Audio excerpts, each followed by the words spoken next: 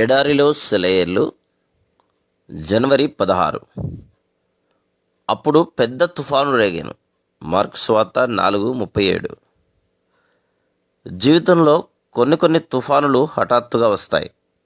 ఓ గొప్ప ఆవేదన, భయంకరమైన నిరాశ, లేక అనగదొక్కేసే అపజయం. కొన్ని క్రమక్రమంగా వస్తాయి.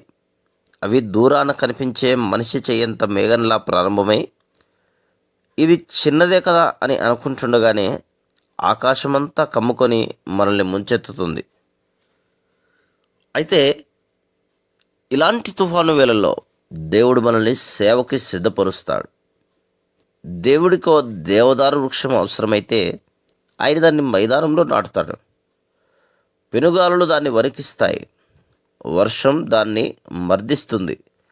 ఈ పోరాటంలోనే ఆ చెట్టుకి కావలసిన చేవను అది సంపాదించుకొని అరణ్యం మొత్తానికే రాజవుతుంది.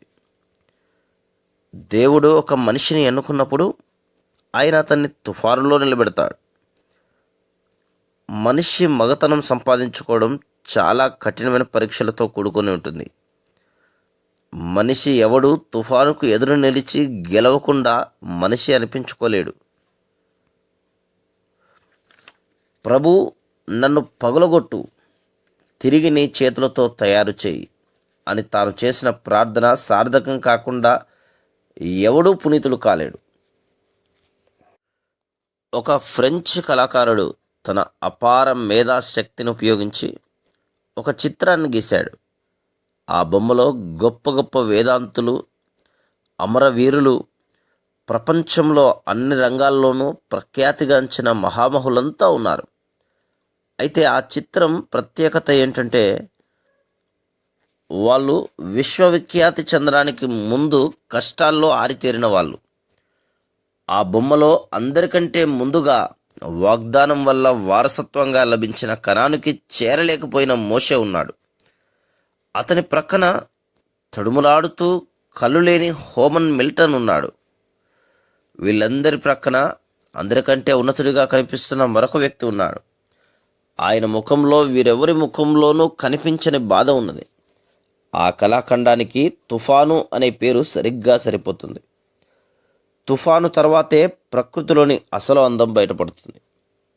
పర్వతానికి ఉన్న కరువు, సౌందర్యం తుఫాను సమయంలో కొట్టొచ్చినట్టు కనిపిస్తుంది. అలాగే మనుషుల్లో మహాత్ములైన వాళ్ళ జీవితాలన్నీ తుఫానుల తాకిడికి రాటుదేరినవే. నీ జీవితంలో కూడా పెనుగాలులు వీచి విసిరి నిన్ను అటు ఇటు కొట్టినాయి.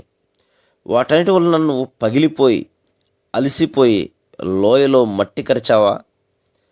లేక ఆ పెనుగాలులు నిన్ను మరింత మెరుగుపెట్టి నీ వ్యక్తిత్వానికి, నీ ఔన్నత్యాన్ని సంపాదించి పెట్టినాయా? తుఫాను తాకిళ్ళకి అలసి సొలిసి ఉన్న వాళ్ళంటే సానుభూతిని నీలో రేకెత్తించినాయా? దేవుడు నాటిన వృక్షాన్ని ఏ ప్రభంజనము సృష్టించలేదు. గాలి రేగినా, కొమ్మలు ఊగినా ఆ చెట్టుకు మాత్రం మరింత పట్టు. భూమి లోతుల్లో వేరుతన్నే మహాభూజంగా దేవుడి పోషణలో అది శాఖోపశాఖలై పల్లవిస్తుంది. ప్రభువు గుర్తించే పాదసాన్ని కదిలించే తుఫాను లేదు. ఉరుములు, మెరుపులు, వడిగా కురిసిన పిడుగుల సవ్వడి ఎంత రేగినా ఏమి కాదు. దేవుడు నాటిన దివ్య వృక్షం నిలకడగా ఉంటుంది.